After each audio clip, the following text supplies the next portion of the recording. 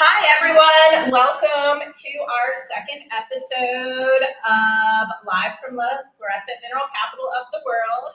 Of course, you have me, Lauren, your fantastic social media person for Franklin Mineral Museum. And we also have John, our other host here. Hi, everyone. Our special guest, Stephanie Coles. Hey, how are you? Affectionately known as the Rock Queen. Yes. There we go.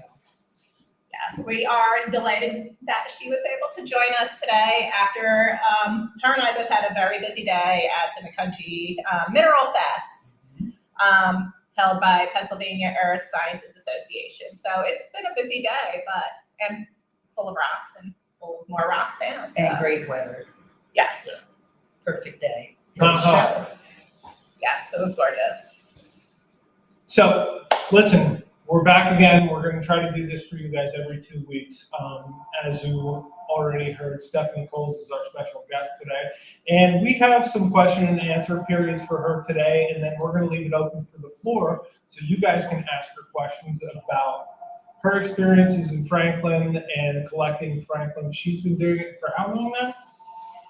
Gee whiz. Get to quantify this.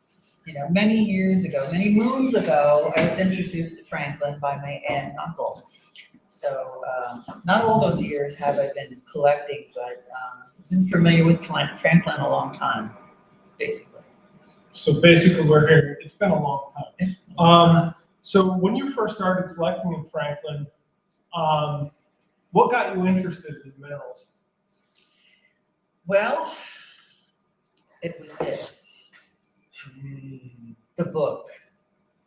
The Bible. I think everyone has gotten this book that is a collector nowadays.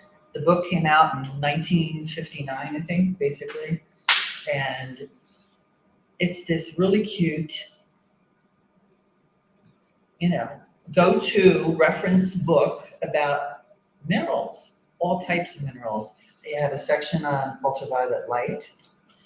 And of course, the one thing that was very special to me, and I grew up in New Jersey, I had a section on zinc and all the zinc minerals that are associated with Franklin and Sterling Hill in the Frog area here. So this book was the instigation of my interest in collecting minerals. Yeah.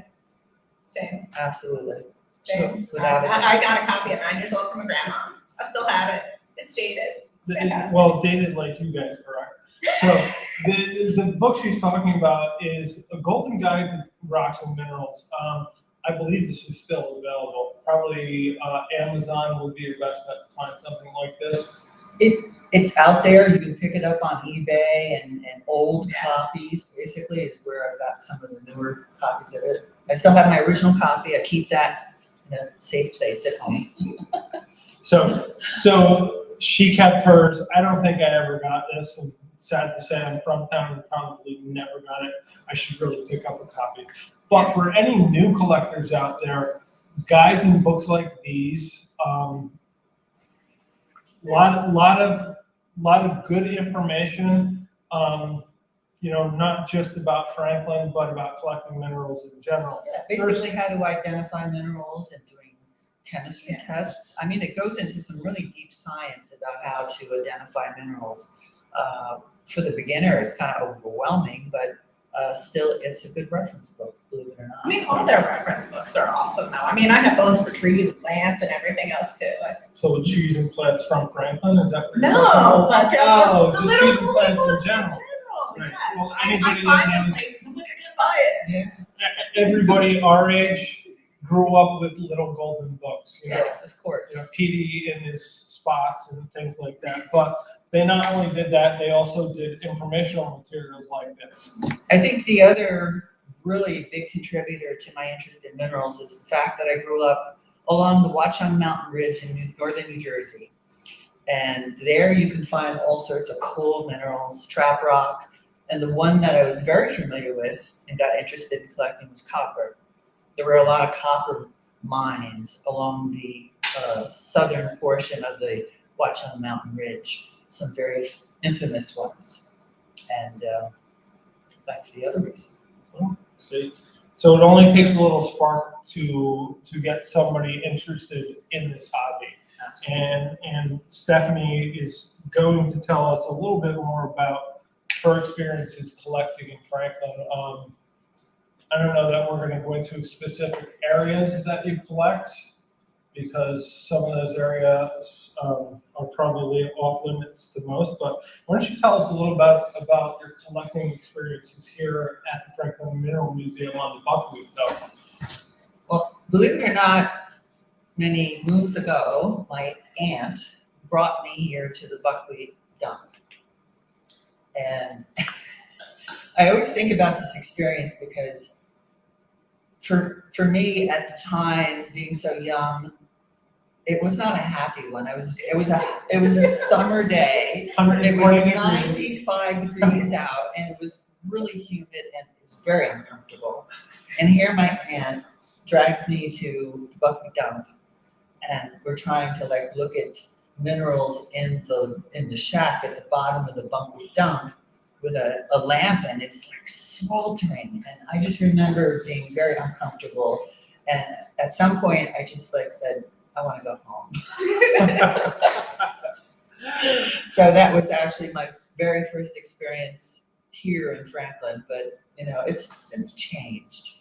That seems to be the standard though. My son's the same way. It's like, yeah, I'm on the pile. Oh, I got some cool rocks. Let me go home. Can we go 30 now? minutes. Yeah. With that being said, obviously, after that first experience, something had to spark your interest. Absolutely. It was a glorious return to the Ogdensburg, Franklin area, and the bug bit hard. And I just got so involved in collecting at Sterling Hill and also here in Franklin in the Buckwheat Dump, and kind of restarting a collection that had stalled many years ago. I mean, I was out there every weekend, no matter what the weather was. You know, it was raining, I was there. You know, it was snowing, I was there. Well, you know what, I mean, I think that kind of happens when you get the bug. I know for myself, when I got the bug, and this was right before our COVID lockdown, that winter prior to COVID, I can tell you that I collected probably 3 or 4 times a week. And then when lockdown was on, I probably collected 5 or 6 days a week. So once you get the bug and you start finding all these different wonderful minerals here, it's tough to give it up. I just don't have the time like I used to, but I still like to get out and collect. And self-collecting to me is what it's all about.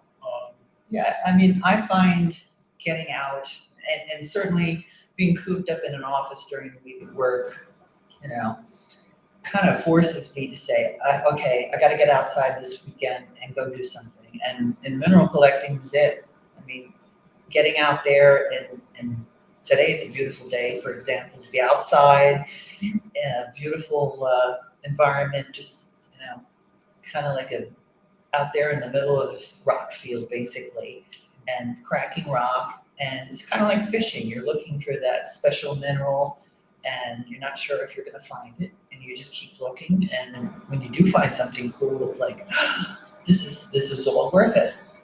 Yeah. And definitely with COVID, I mean, that re-sparked my collecting because, I mean, I had to get out. I'm like, I can't just sit here at the computer all the time. I'm used to being on my feet and moving around. And Yeah. just going in the streets and being like, well, what fossils can I find? What cool rocks? What is this? Cool, it looks like a potato. I'm going to take it home. And it's ridiculous stuff like that, but it was amazing how often I started collecting again.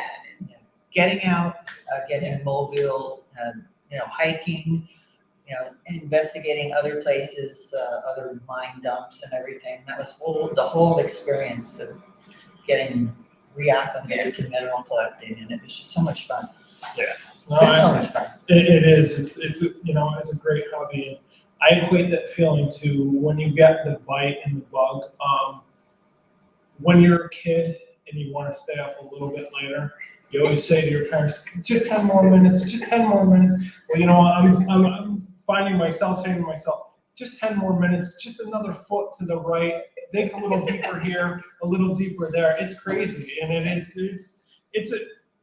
becomes an addiction when you're actually into it. And I was set a time limit. I'm going to stay out an hour. Well, 3 hours later, I'm still in a hole probably 4 feet deep, and I'm like, what am I doing? But then you hit something golden, and it's all worth it. Whether you find something extremely rare, or if it's a piece of willemite that's different than the piece that you found before, it is an addiction, and it's fantastic. So anything else, like you've dug in Franklin for quite a few years. What's your favorite mineral from Franklin? You know, that's a tough thing to answer for me. You know, willemite, of course, is a, you know, an easy to find mineral. Certainly the gemmier type of willemite is more challenging to find. You know, willemite ranks up there. But, you know, finding something with a good amount of bling in it. You know, I would be happy finding a chunk of chalcopyrite, and I found one a number of years ago on the buckwheat. And that day when I picked it up and I looked at it, I said, "Oh, cool, very cool." So for me, you know, fluorescent minerals are great, but occasionally that nice mineral with the bling it's just wonderful. Well, you were on the buckwheat 3 or 4 weeks ago digging, and you found a nice non-fluorescent specimen. And I think that was a great find. Was that the magnesioribecite? Correct. Beautiful mineral. Yes. It's a blue, fibrous-looking mineral. It's actually very attractive if you find a piece that's very well mineralized, not fluorescent, but certainly, you know, something great for your collection. So a little bit more. What's your best find from Franklin? Come on. Well, that was a recent find, mind you. It was on the millside pile, which is down alongside the buckwheat dump. And it was toward the end of the 4-hour session of collecting. And I got up to walk around and just kind of like see what I could see. And I was on the opposite end of the pile, and it was sunny out, and I looked back the opposite way, and there was a rock underneath this big boulder. It was kind of tucked underneath. And I looked at it, and I said, "Gee, that looks really, really, really interesting." And I reached down and I picked it up, and I said, this, I gotta crack this open. So I went over, cracked it in 3 pieces, took my blanket over and turned on the fluorescent UV or the UV lamp, and I was just like stunned by its fluorescence. And at first I wasn't sure what it was. I knew it wasn't calcite, that's for sure. It was so altered looking, and it was just, you know, there was an orange-red fluorescence, very rich across the entire face of the rock that I was looking at. And there was also a blue band running through it, and other brighter blue, you know, spots. And like, you know, Steve Kidams was standing right near me, and I said, "Hey, would you know, take a look at this?" And as soon as I handed him the rock, his eyes went, "Whoa!"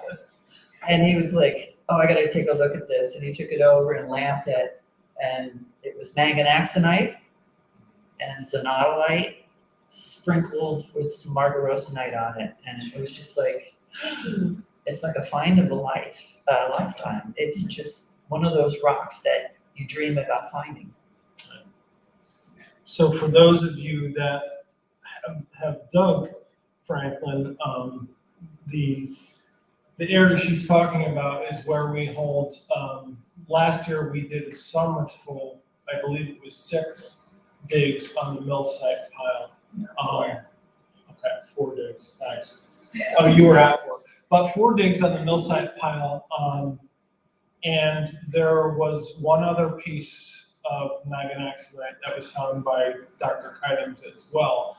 But it's still there, and that's why when we open these digs, yeah, we might charge a little bit more for it, but what you're getting out of these digs is some of the rarities that Franklin holds, and you know, I think it's great. I was on the pile when Dr. Kynams found his. I was down there when Stephanie found hers, and then nothing makes us happier to see people that are going and spending the money on these special digs, finding something that's truly one of Franklin's rarities. And you know, for me, I'm sure for Stephanie and Dr. Kynams, the value isn't in what the rock is worth, but it's in being out there and finding the material. Absolutely. So, yeah. Yeah, finding it yourself, cracking that rock open, and going, whoa. Exactly. It's like welcome back to Oak Island, except it's in Franklin. So, yeah. So tell us a little bit more. Tell us a little bit more about your experiences here in Franklin. We know you've dug along some areas and found some pretty significant finds. You forever were looking for artistanites. Yeah, you know, Hardy early on was a very tough thing to find, and over the years, you know, you begin to recognize the mineral. I mean, I think part of my challenge and anybody's challenge is recognizing it in daylight. I mean, that alone helps you. You know, it's got a greasy luster and it's heavy, and recognizing it by looking on the top of the pile in broad daylight is your best tool, really. I mean, you could spend your life underneath the tarp, the lamp, going over every rock, and it'll be a lot harder to find. I think that was the best advice you gave me when I was on the pile and getting very frustrated that I wasn't finding what I was looking for. And you're like, just go home and look at the pieces you have, like study them. And that was like when I found my first Hardy on the pile. It's like, it's because I was doing that. Like, I think I found Hardy, and I lamp it. I think I brought it right to you and was like, did I find Hardy?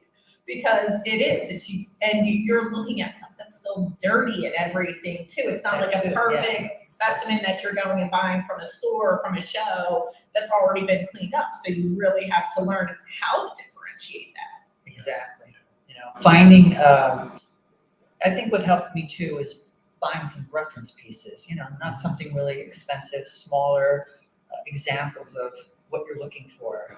Yeah. And that helps. Yeah, I think one of the most amazing things, and I've seen people do it, such as Stephanie, Dr. Kynams, is that you'll see them pick up a rock and look at it, and you can almost tell that they're going through an index in their head of what they know a daylight rock to look like. And they finally hit on it, and they're like, oh my God, that's hardestonite, or that's margarosinite. It's incredible. I mean, it's like the beautiful mind thing. I never had it, but I just have to lamp everything. Some people do. Yeah, but you get to it where you start noticing. So, I mean, I picked up 2 that day, I think. It was just I zoned in on them. Lovely. Yeah, it starts to click at some point. You just go, Well, we saw that at the last bomb stick too. Oh, yeah. With all the U-bites I was finding, I was just zoning in on yes, those. absolutely. Which I think brings us to another point as well.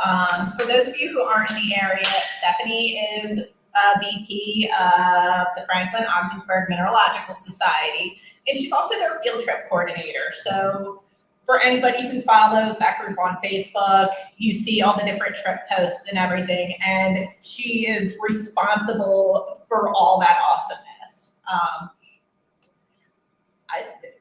There's so much we could talk about, even just on that and how you get in there and the finds and what's the significance of some of the locations that we're able to go to. It's, you know, one of the very big things about mineral collecting is locales, places you could still go and collect, and establishing a relationship with whomever that is. A lot of these places over the years disappear because of new construction, you know, housing and what have you, and new ownership of the property and so on and so forth. But So somehow over the years, FOMS has been able to hold on to some really significant locations. And we maintain those as field trip locations, like the local rock quarries, and we have Lime Crest, and we also have the one on Cork Hill Road where we usually go. Those are very significant because they're all Franklin marble type quarries, and certainly you find some varied minerals in both of them. And she found this beautiful euphite chunk. That was really awesome, and we found some fluorite. Yeah, it certainly varies from time to time, but that's what it's all about, these locations that we collected. Right. I think also what people new into the hobby, a group like Franklin Ogdensburg Mineralogical Society is invaluable because you've got a group of people that have the knowledge, and all I can say is my time in this hobby is everybody that I've met has been willing to share that knowledge, and it's fantastic. It's camaraderie, and there's camaraderie throughout, which is great. It's a great group of people. So something that if you're interested in, it's worth the $35 a year. You're invited to their invited through all their field trips. Some of them have a fee, but it's an amazing group of people with vast knowledge about not just Franklin and Ogdensburg, but all different locales. So Definitely also being able to go on those trips. I just started this year, so it's. And you're doing well. Yeah. absolutely. I'm still getting messages on Facebook with people saying, I saw a euphite here. Is yours the same size it looks? And I'm like, hey, that's awesome. So, okay. I have a question. Yeah, well, Eric said hi 15 minutes ago. So hi, Eric from Georgia. It's so awesome that you joined us. And okay, can you see what Phil asked, or do you want me to read it? You can go ahead. Okay, so Phil's asking, what is the one find that you have not yet found that you think is still out there somewhere? Oh, gee. We're not touching that one. Certainly, as a collector, as a Franklin collector, we're always looking for those very rare finds. Margarosinite, I found it. So that's off my list. I put a check mark in that box. So you're not looking anymore. I'm happy with what I have. So Okay. I'm not looking for that, although, if I find it again. I'll it'll go be through good. the discard pile. But, the one thing that I don't have in my collection is roeblinite. And it's a certain type of mineral, and it presents itself a certain way. And the challenge to me right now is to find that. So that's the one I'm still looking for. I would love to find it as well, though. Some nice coconut. Yeah, exactly. Yes. So anything else? Oh gosh. Well, I always, look to get some better specimens of what I already have. Certainly. It's interesting to note you can find copper in some of the minerals here in Franklin, and copper has always been one of my favorites. So to be able to find a chunk of calcite with a piece of copper in it or some other mineral, wow, that would make my day, my year, my life. And that Ralph's shrimp rock. Yeah. Yeah, and I think that was the calcite where we had the copper and everything from it. I'm like, look, my shrimp. It is the shrimp rock. I'm obsessed with it. Yes, and Phil's saying it's all over. It's all over. High Street. Yeah, High Street, yeah. Roeblinite, right? Yeah. Yeah. We'll be right over. Yeah. Yeah. Start the burn barrel. It's the top of the burn barrel. I know. There you go. It's all right. So I see you brought us something. Yes. We have show and tell today. Here's another rock that has instigated my interest in collecting. This is actually part of my family collection, my father's collection. And it's not a Franklin rock. Okay. but it's a very cool rock. And are we gonna shut the light off? I can- Use maybe, or As long as I don't burn the place down, I'm shutting the let's see place if we can show you what this Are you is. ready to go dark? Yes, All right. let's do it here. All right, so I don't know if you can see that. You can get it probably right up to the. Oh, it's so washed out. It's so washed out. But basically, it's long wave, and this is a pink fluorescence. And then we have short wave. And it's blue, but watch Yeah, what that's happens. showing. It's now phosphorescent. Phosphorescent. That's pretty. And under a more intense lamp, it's like an Yeah. awesome piece. It's kind of like getting the dark there. Yeah. So- Sidewalks. So this is perilingual calcite. Ooh, that's a nice chunk of that. Yeah, it's huge. But this was like always one of my favorites, because of the phosphorescence and the different colors under different wavelengths. Cool rock, It's a very cool rock. very cool. So where's that from? Texas. Wow. Yeah. And was that self-collected? No, I'm sure it came through other collectors and so Okay. on. I was never down there. And the locale, I think, is pretty much gone, done. Hmm.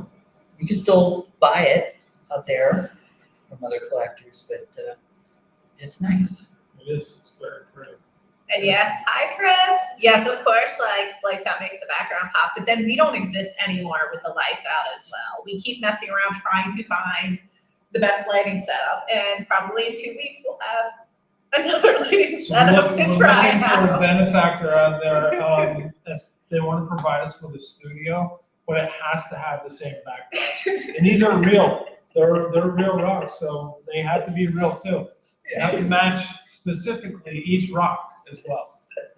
So Yeah, we were on time today, but our first one, we were a little late trying to mess around with the lighting and everything because it just looks like we have this nice halo effect going on. in addition to my other halo. Stephanie, you got a whole book over there you've written. Oh, we're just writing out some notes. Do you want to share any of those notes with us? No, I mean, we, I'm going to put you on the spot. How do you- Thanks a lot, John. You were on TV like 2 weeks ago, so Thanks. you want Thanks to a share lot. that voice. Certainly, I already shared about getting used to daylight assemblages, Mhm. recognizing rocks, how they look, without the fluorescence. That's certainly helpful in getting to know what other minerals are in that rock, in search of the mineral you want. Assemblages are a collection of different minerals, and certainly that's very helpful. Getting to know your assemblages, your Franklin assemblages, they're very specific. Absolutely. Yeah, we've talked about that with collecting PA locations versus Franklin, and I'm like, in PA, this is this, but in Franklin, it's not. So what I'm hearing is that really people should come out and just buy a yearly, what is it? What's the word I'm looking for? Membership. The membership to the Yeah. museum, because spend hours and hours in the local room and look at all the assemblages before you go out and collect. That's a good idea. But that's hard too because sometimes they're so clean that it's not what you see. You have to Out see through there. it. I see through the I think dirt that- every day. But I think a lot of it is too is when you have somebody like Stephanie or Dr. K that finds something and they're showing you when they've cracked rock is like you're seeing almost what that weathered point would look, or you're holding it and you're feeling it, and that for me has been huge. Even when we've gone out and collected, and you're like, this isn't what you think it is. It's not heavy enough, and I'm like, oh man. She said So- a very important point, crack the rock. You have to bust rock. You have to find these rocks and you have to crack them open. It's very important. Absolutely, and dig, and dig. And it takes out anger issues. When you crack rock, I mean, I've wasted tons of anger on Yeah. cracking rocks. It's helpful. It is. But I mean, you can also become a very good scavenger too. Well, I'm good at that. The- I don't break rock. I have a bad shoulder, but I can scavenge and find stuff without digging. It's, Right, exactly. I have somebody else that cracks rock for me, and I give them half. Oh, well, and that's the thing. That's the point I was trying to make, is that a lot of times, Dr. Kidams and Stephanie, if they're breaking rock on the buckwheat or the mill side, and they find something interesting, they're breaking it and usually giving pieces of it away. So, that's the kind of hobby you're involved in, is that willing to share not both specimens, but knowledge as well, which is fantastic. Yeah, I did some of that on the mill site pile. I was finding a whole bunch of hardestonite, and I have lots of hardestonite now, and I was just kind of going around and asking if somebody would like a chunk of hardestonite, because for a number of collectors, it's a hard mineral to get used to seeing and finding. So, And hardestonite has a few different looks to it too. Same with willemite. Willemite, I think there's 43 different colors of willemite, something like that. I believe that back in the day, how many different Ralph? How many different colors of willemite? I'm waiting, but still, I believe that back in the day in the museum when they were interviewing people, they had what they called the willemite box. Yeah. Okay, and I believe there was 40 or so different specimens of rocks. He says endless. Endless. Thanks, Ralph. You're a big help. So they had 40 some different specimens of rocks in this box, and they asked people to identify each rock. Guess what? Every rock in that box was willemite. So there was a ton of different colors, and yeah, it's pretty cool. And I don't think I found every one of them. and certainly you can still find them on the buckwheat. Absolutely. Like recently, yellow willemite was found. Oh, That's a tough one to find, It and is. it was just found on the buckwheat. Mm-hmm. My mother, Dr. Kreider's find out. Yeah. Imagine that. And the reason why is gotta You crack crack 'em rock, once. Yes. crack it open. So, do we have any questions from our audience out there?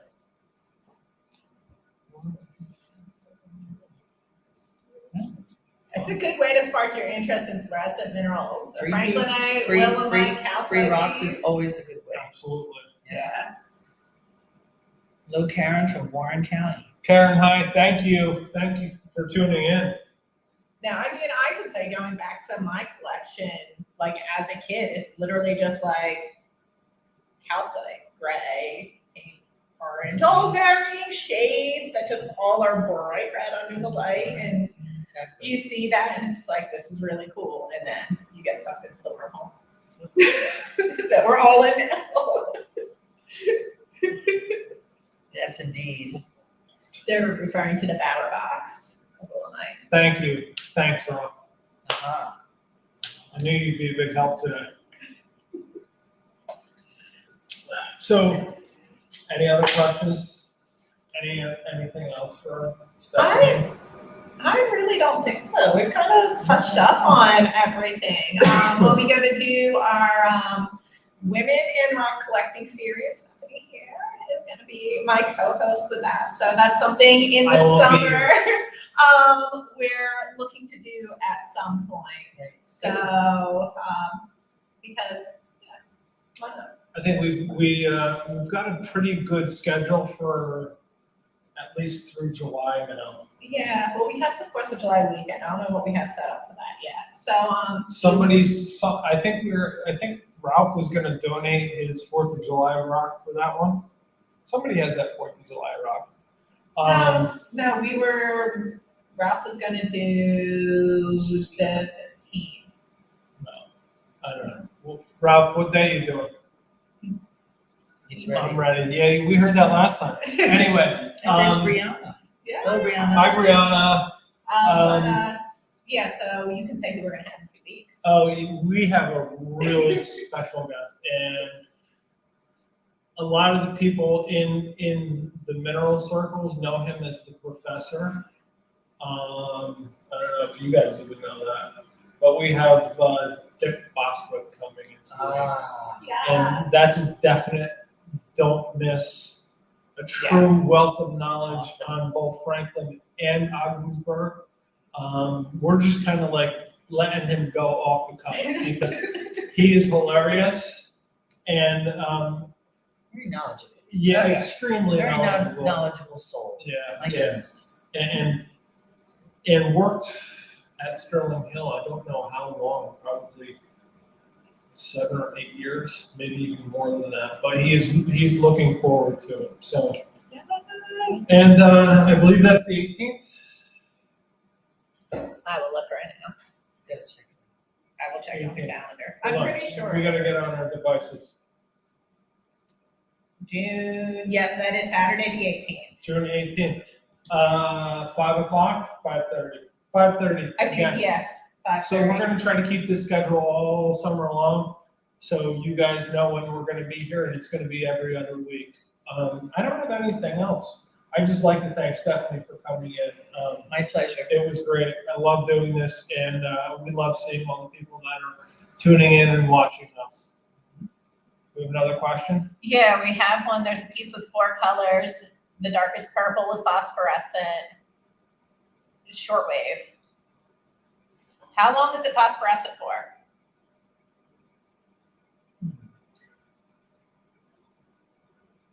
It's kind of tough to really Purple phosphorescent. come up Yeah. with an answer for just colors. Colors, yeah. is certainly one part of the equation in analyzing a specimen, you know. I have an idea though. If you visit the museum, there's always somebody here with a wealth of knowledge that can identify anything for you. Exactly. 45 seconds. Chris, we'll have to set up a field trip. It's my friend. Oh, okay. It's Field my trip, heart, Chris. buddy. Sweet. All right, well, I think that's it for me. Yeah, cool. I think so. Thanks So, everybody for tuning in. it was awesome to see all of your messages and everything else. And we look forward to seeing you in 2 weeks at 5:30 again.